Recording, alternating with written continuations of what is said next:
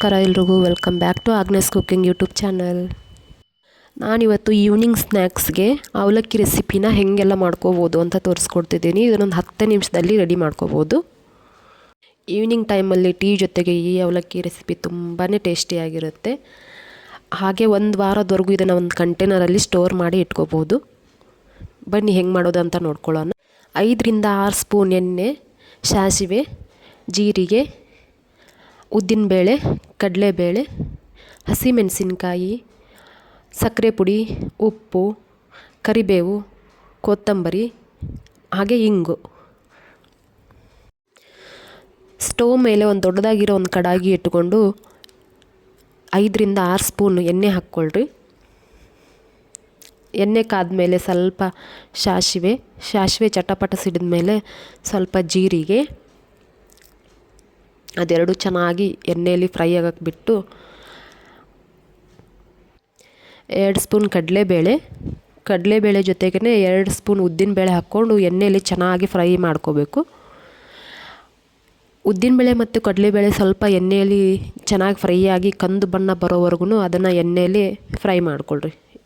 ಅದಾದಮೇಲೆ ಒಂದು 3 ರಿಂದ 4 ಹಸಿಮೆಣಸಿನ್ಕಾಯಿ ಉದ್ದಗೆ ಕಟ್ ಮಾಡಿ ಹಾಕ್ಕೊಳ್ರಿ. ನೆಕ್ಸ್ಟ್ ಕರಿಬೇವು ಹಾಕ್ಕೊಳ್ರಿ. ಒಂದು 3 ರಿಂದ 4 ಎಸಳು ಕರಿಬೇವು ಹಾಕ್ಕೊಂಡು ಚೆನ್ನಾಗಿ ಎಣ್ಣೆ ಒಳಗೆ ಫ್ರೈ ಮಾಡ್ಕೊಳ್ರಿ.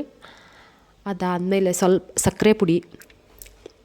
ಸಕ್ಕರೆ ಪುಡಿನ ಸ್ವಲ್ಪ ತರಿಯಾಗಿ ರುಬ್ಕೊಂಡು ಸಕ್ಕರೆ ಪುಡಿ ಹಾಕ್ಕೊಂಡ್ರೆ ಮಸ್ತ್ ಟೇಸ್ಟ್ ಬರುತ್ತೆ ಅವಲಕ್ಕಿಗೆ. ನೆಕ್ಸ್ಟ್ ಸ್ವಲ್ಪ ಹಿಂಗೆ ಹಾಕ್ಕೊಳ್ರಿ.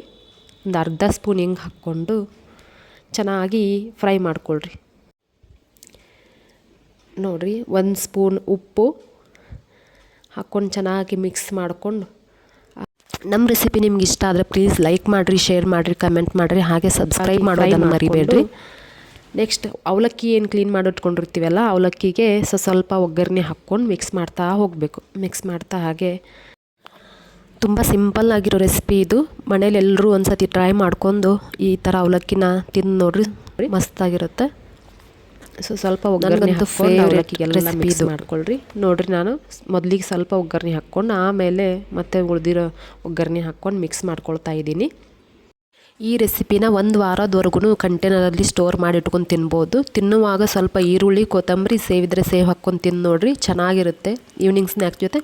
ನಮ್ಮ ರೆಸಿಪಿ ನಿಮ್ಗೆ ಇಷ್ಟ ಆದರೆ ಲೈಕ್ ಮಾಡಿರಿ, ಶೇರ್ ಮಾಡಿರಿ, ಕಮೆಂಟ್ ಮಾಡಿರಿ. Thank you.